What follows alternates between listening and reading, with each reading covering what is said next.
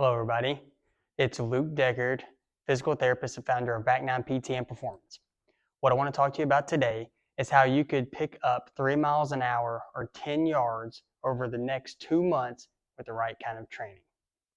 So, what we're going to assume is that you've already hit kind of that lowest level, that low-hanging fruit, which would be mobility. So, this is the first aspect where I can see people really make a big difference in that jump for swing speed, club head speed, ball speed, and picking up yards. So that's going to be looking at maximizing like your turn from your thoracic spine, the turn at your hips. Those are 2 areas. Like if we're making big changes on that, we've already got a program for, boom, you're on the right path.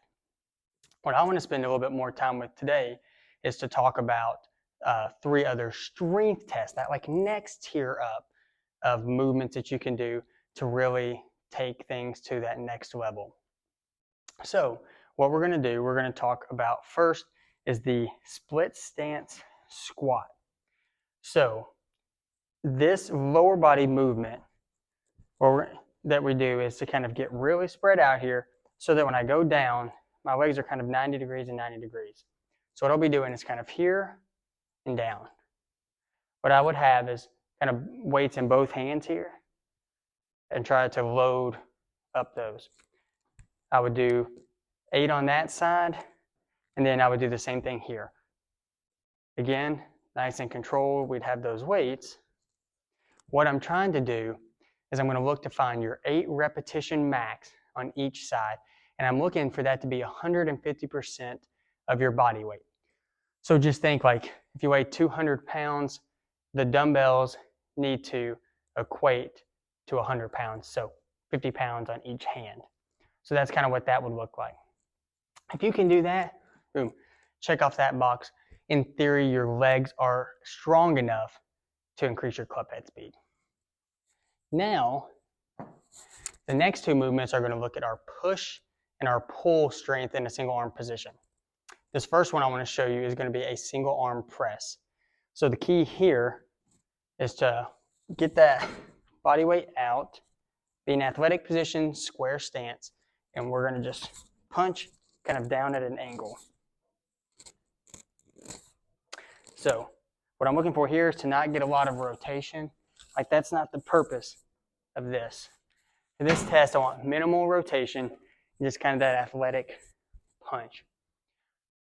For here to have adequate strength in that pushing motion, you should be able to do at least 25% of your body weight.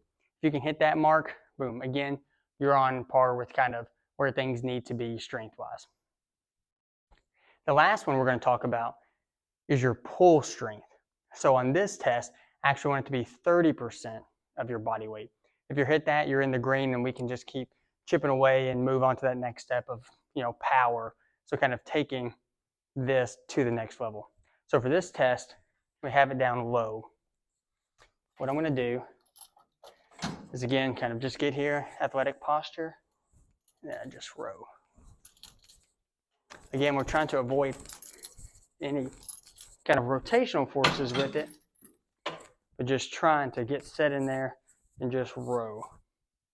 If you can hit 150%, 25%, 30% of your body weight, you're in a great spot strength-wise to help take your game to the next level and pick up that 10 yards over the next 10 weeks or 2 months. If you're not there, please reach out, check with us below, use the contact us button, schedule your free discovery call today, and let's chat about how we can get there. And if you haven't already and you're curious, like, okay, maybe my strength is there, but I don't even know about my mobility, check out the link to our page's home assessment. Go through those 4 tests to see where you stack up in your 4 rotary centers that are necessary for the golf swing. All right, take care.